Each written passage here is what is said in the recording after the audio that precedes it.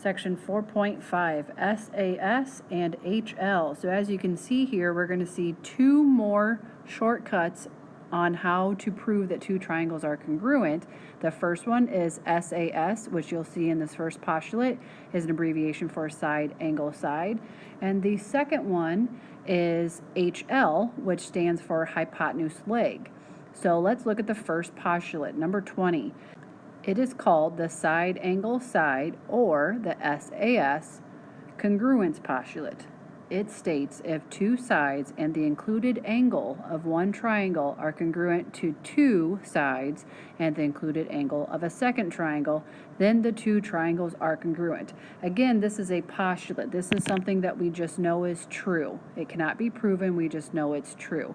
So a couple keywords that I want to point out here. It's two sides and the included angle of one triangle are congruent to two sides and the included angle of the second triangle. So it's this word included angle that I want to talk about. What the included angle means is if it's these two side pairs that we are talking about, the included angle is the angle that is formed by those two sides of the triangle. So again, the included angle is in between or is being formed by the two pairs of congruent sides. So notice when we say side angle side, the A is in the middle because again that angle is the included angle which is being formed by the two encompassing sides that are congruent. So again, we call this side angle side. So looking at the diagram, we have segment RT congruent to segment UW. Then we have segment RS congruent to UV, and the included angle R and the included angle U are also congruent. So if we see side angle side, or SAS, then we can conclude that triangle RST is congruent to triangle UVW. Again, this is a postulate, side angle side, which we can abbreviate as SAS.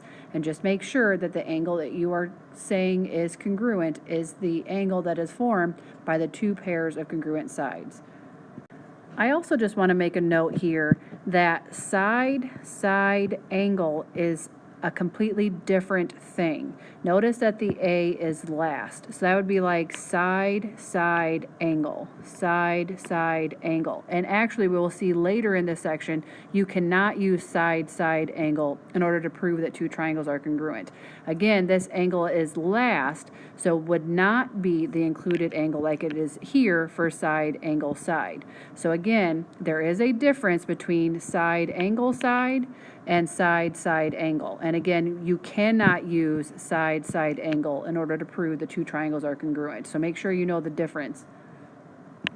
So let's see an example where side angle side is used to prove that two triangles are congruent. So in example number 1, we are given that segment MP is congruent to segment NP. We're also given that segment OP bisects angle MPN, and then we're asked to prove that triangle MOP is congruent to triangle NOP. So let's first write down our given. So we were given that segment MP is congruent to segment NP, and again that was given. Next, we were given that segment OP bisects angle MPN, and again that was given. Now looking back at what we were given, we know that MP is congruent to NP. There's nothing I can do beyond that. The two segments are congruent, so that's all we know. But I can do something with the fact that segment OP bisects angle MPN. I know that when something is bisected, when an angle specifically is bisected, that it is cut into two congruent parts. So because of this statement, I can make a next statement. If OP bisects MPN, that means that this angle here would be congruent to this angle here. However, we cannot call these two angles just angle P, since there is more than one angle sharing that vertex of P. So again, since I knew that segment OP bisects angle MPN, I know that this angle is congruent to this angle.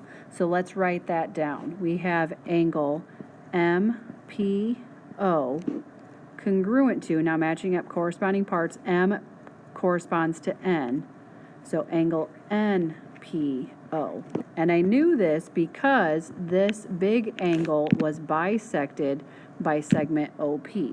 So by the definition of an angle bisector, I knew those two angles were congruent. So my reason is definition of an angle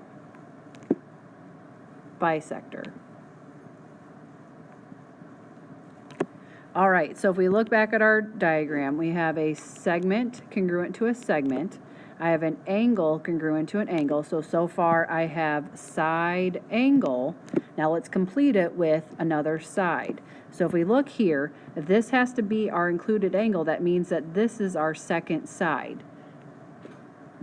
And I know that a segment is congruent to itself, and that segment OP is shared by the two triangles. So my next statement, number 4, is going to be simply segment OP is congruent to segment OP. And I know this because a segment's congruent to itself due to the reflexive property.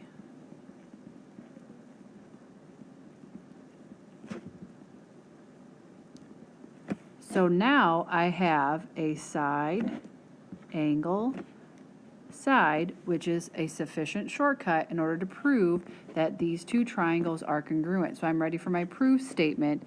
Triangle MOP is congruent to triangle NOP, and my reason would just be simply side angle side. That's all you have to do is write the abbreviation, and it would be universally known that you mean side angle side.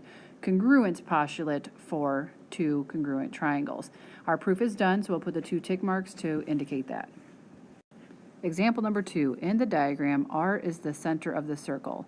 If angle SRT is congruent to angle URT, what can you conclude about triangle SRT and triangle URT? So let's first dissect what we are given.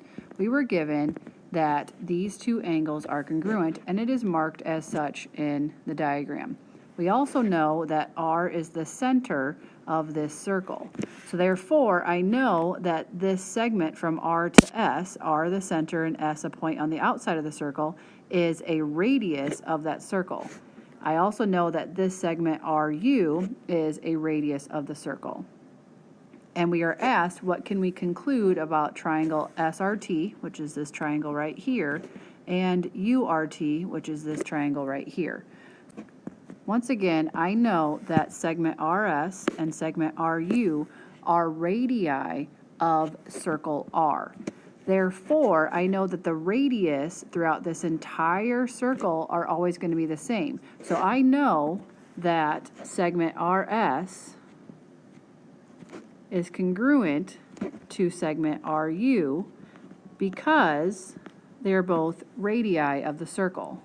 And just in case some of you are wondering, radii is just the plural of radius. And once again, I know that segment RS is congruent to RU because they're both radii of the circle. So let's mark that in the diagram. So I know that this is congruent to this. I also know from the given information that angle SRT is congruent to angle URT, and it's marked. So far I have a side and an angle. I need another side, so I can use side angle side in order to prove that triangle SRT and URT are congruent. So again, I have a side and an angle, and then I can have this side. Notice that this side, segment RT, is shared by the two triangles SRT and URT. So again, I have side angle, and I can get this third side by stating that segment RT is congruent to itself due to the reflexive property.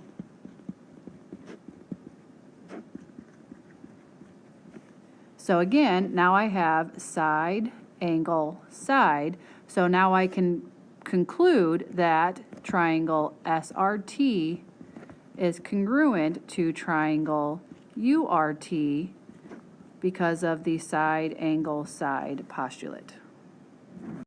Before we can move on into the next shortcut for proving the two triangles are congruent, we need to lay some vocabulary groundwork. So here I've provided you a picture.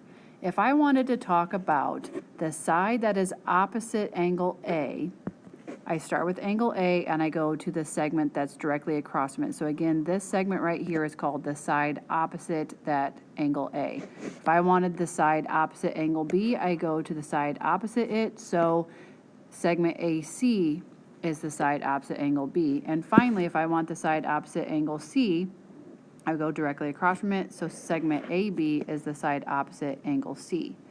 If I want to talk about sides that are adjacent to an angle, they are the sides that are forming that angle. So segment AC and segment AB are adjacent to angle A. If I wanted to talk about sides adjacent to angle B, it would be segment BC and segment BA. If I wanted to talk about the sides adjacent to angle C, I would say BC and AC. So again, this vocabulary of side opposite and sides adjacent will come up quite a bit as we move through the next shortcut on proving two triangles are congruent. One thing I'd like for you to make note of and actually write down in your notes is that side-side angle is not a valid method for proving triangles congruent. Again, side-side angle is not a valid method for proving triangles congruent.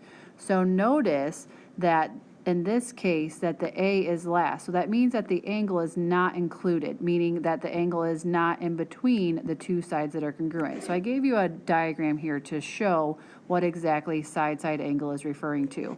So if you see here, I have a side and a side congruent, another side and another side congruent, and then an angle that is not in between the two sides.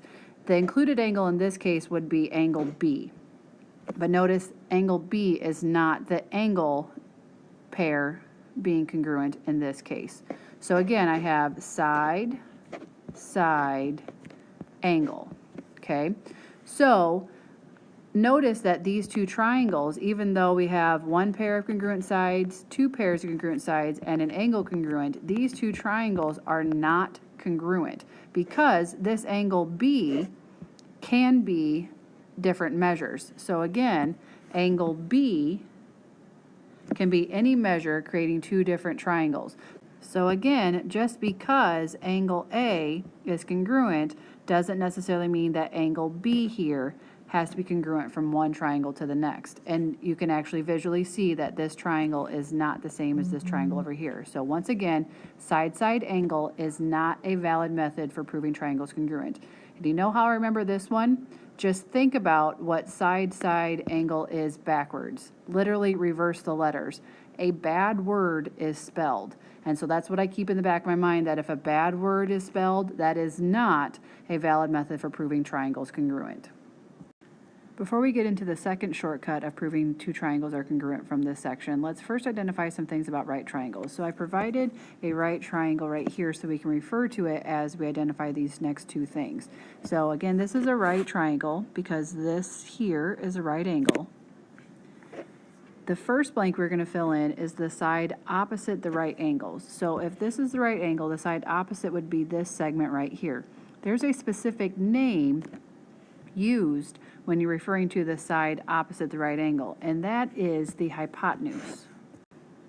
So again, the hypotenuse of a right triangle is the side that is opposite the right angle. Notice that it is also the longest side of the right triangle. This is true for all right triangles. The hypotenuse of any right triangle is the longest side of that right triangle. The sides that form the right angle are what we're going to talk about next. So the sides that form this right angle are these two sides. You would call these the sides that are adjacent to the right angle because they are the two sides that form the right angle. The sides that are adjacent to, or the sides that form the right angle, are called the legs of the right triangle. So let's label these on the picture. So since this is the side opposite the right angle, this is the hypotenuse. And the two other sides that form the right angle are the legs. And you'll see in this next shortcut, the terms leg and hypotenuse are used. So that's why we had to identify them first. So let's get into that next shortcut. This is a theorem. So that means that this can be proven as opposed to the last two shortcuts that we saw, side, side, side, and side, angle, side. Those were postulates. Those were things we just knew are true. So again, since this is a theorem, this can be proven. So this is called the hypotenuse-leg congruence theorem. It states if the hypotenuse and a leg of a right triangle are congruent to the hypotenuse and a leg of a second right triangle, then the two triangles are congruent. So you can see here in the diagram, we had a leg congruent to a leg, the hypotenuse congruent to the hypotenuse, and we also see that it is a right triangle to begin with. So we would know that these two triangles are congruent due to the hypotenuse-leg theorem. Notice that you have to start with right triangles.